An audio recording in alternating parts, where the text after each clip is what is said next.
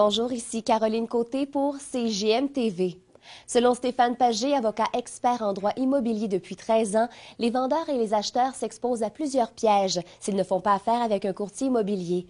De plus en plus souvent, Maître Pagé est contacté par des gens qui ont tenté de vendre ou d'acheter sans courtier et qui se retrouvent ensuite en situation difficile. CJM TV l'a rencontré afin de faire la lumière sur les risques de vendre ou d'acheter seule une propriété. Bonjour, Maître Pagé. Merci beaucoup. Vous êtes déplacé de Québec pour venir nous rencontrer aujourd'hui. Ça me fait un grand plaisir. Pourquoi, d'entrée de jeu, vous avez de l'intérêt à aider les consommateurs et à les informer sur les risques encourus de ne pas faire affaire avec un courtier immobilier?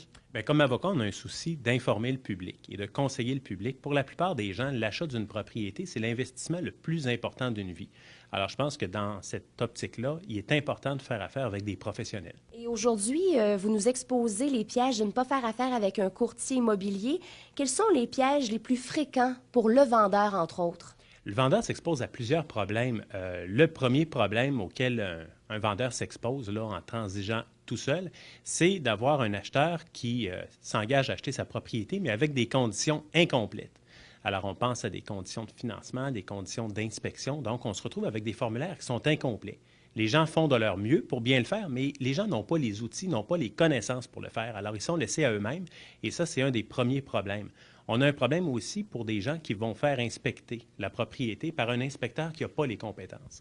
Et le vendeur se retrouve avec un acheteur qui veut se désister, alors qu'au fond, les problèmes n'existent pas ou ont été amplifiés. Et l'autre situation auquel le vendeur peut s'exposer, c'est de préparer des documents tardivement. Et je pense au certificat de localisation. Alors, on arrive à la dernière minute et on n'est pas en mesure de transiger et de signer l'acte de vente, ce qui fait que le vendeur se retrouve des fois avec une ou deux propriétés sous les bras pendant plusieurs semaines. Et comment le courtier immobilier, finalement, là, en résumé, fait la différence et devient ici une valeur ajoutée? Bien, le courtier immobilier a une formation importante. C'est une formation qui est obligatoire. Il y a de la formation permanente qui s'offre à lui aussi. Alors, le courtier, c'est le professionnel de l'immobilier. Il y a 2 décisions de tribunaux qui ont dit ça coup sur coup dans les dernières années. Alors, c'est un professionnel de l'immobilier. Et le courtier va d'abord connaître les documents. Il connaît les formulaires, les conditions, les clauses. Alors, il est en mesure d'identifier les clauses qui sont importantes et les formulaires importants. Il y a aussi la capacité de rédiger de façon précise ce que les gens veulent dire, ce que les gens doivent dire et ce que ça veut dire légalement. Alors, dans la rédaction des clauses, dans la préparation des formulaires, le courtier immobilier est un professionnel. Le courtier intervient aussi pour négocier. Alors, ce n'est pas évident. Ça peut paraître bien évident là, de mettre en vente sa propriété. Ce n'est pas juste là, de faire chauffer de la tarte aux pommes pour mettre une ambiance dans la maison. C'est des gestes qui sont importants. Et on a des situations d'offres multiples. Alors, dans bien des situations, vous allez avoir un vendeur qui vend la propriété et qui peut recevoir là, en même temps, le même jour ou à quelques heures de différence, quelques offres d'achat sur sa maison. Est-ce qu'un vendeur est bien outillé pour savoir dans quel ordre les recevoir, comment y répondre, à qui répondre et comment traiter ces offres-là qu'on appelle en immobilier des offres multiples? Moi, je pense que non. Et les tribunaux semblent dire que non non plus parce qu'il y a beaucoup de cas dans des situations comme celle-là. Alors, le courtier, lui, est outillé pour conseiller les gens, pour dire dans quel ordre les promesses doivent être acceptées, reçues, comment traiter les situations d'offres multiples. Ça, c'est une situation qui est fort importante. Le courtier aussi a des obligations de prudence, de diligence et de renseignement. On parlait tout à l'heure du problème de l'inspection de bâtiment. Alors, un inspecteur en bâtiment, il n'y a pas de réglementation dans ce domaine-là. N'importe qui peut inspecter une propriété. Cependant, dans le règlement du courtage immobilier, le courtier immobilier a l'obligation d'abord de conseiller à ses clients de faire inspecter la propriété. Et il doit aussi s'assurer que l'inspecteur choisi par le client va répondre à des exigences minimales. Détenir une assurance responsabilité, erreur et omission, c'est la première chose. Utiliser un rapport écrit, appliquer des normes de pratique reconnues par l'organisme d'autoréglementation du courtage immobilier et aussi d'utiliser une convention écrite, claire, sur les droits et les obligations du client et de l'inspecteur.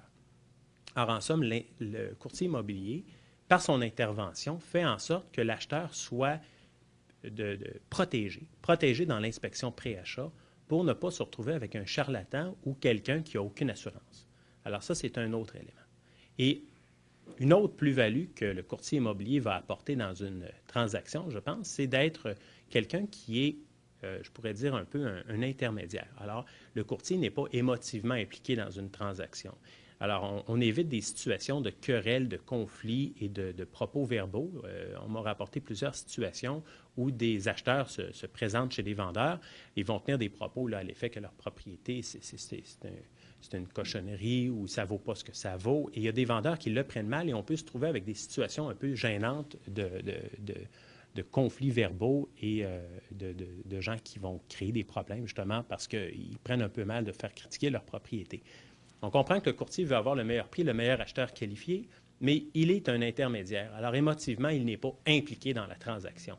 Et le dernier élément, je pense que le temps est précieux. Le temps des gens est précieux. Alors, si quelqu'un considère qu'il peut passer 50, 60 ou 80 heures à faire visiter sa propriété à des gens qui sont plus ou moins intéressés, bien, c'est son choix. Mais le courtier immobilier est quelqu'un disponible, intéressé par l'immobilier et qui ne se lassera pas de faire visiter des propriétés. Alors, en termes de temps, je pense que le temps est précieux. Alors, de retenir les services d'un courtier, c'est d'avoir un professionnel qui soit non seulement compétent, mais qui soit disponible pour veiller à la bonne conduite d'un dossier. Bien, merci beaucoup, Maître Pagé. Si vous me le permettez, je vous demanderai de nous énoncer votre slogan pour terminer cette entrevue. Avec ma pratique, ce que j'ai constaté, c'est que sans courtier, plein de problèmes. Merci beaucoup, Maître Pagé. Plaisir. En conclusion, le courtier immobilier est le professionnel le mieux placé et outillé pour vous éviter de faire face à de telles situations. Il est disponible en tout temps pour répondre à vos questions, qu'elles soient par exemple d'ordre financier ou juridique. Il peut vous proposer, entre autres, les services d'inspecteur et de notaire puisqu'il possède un vaste réseau de contacts. Le courtier immobilier vous fera gagner du temps et fera en sorte que vos transactions se déroulent sans anicroche. C'était Caroline Côté pour CGM TV. À très bientôt.